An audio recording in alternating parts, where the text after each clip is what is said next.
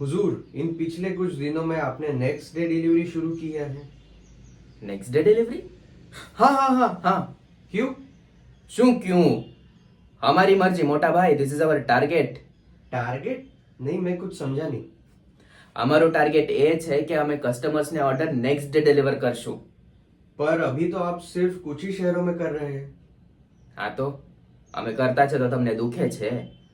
देखिए, लेंसकार्ट पहले दिल्ली एनसीआर में शुरू किया, फिर मुंबई में, और अब अहमदाबाद में।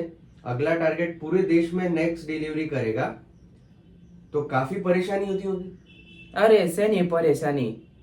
हमने ना सब चीज का कैलकुलेशन करके रखा है. અમે તો એ પણ પ્લાન કર્યું છે કે અમે કેવી રીતે કસ્ટમર્સને નેક્સ્ટ ડે ઓર્ડર ડિલિવર કરશું.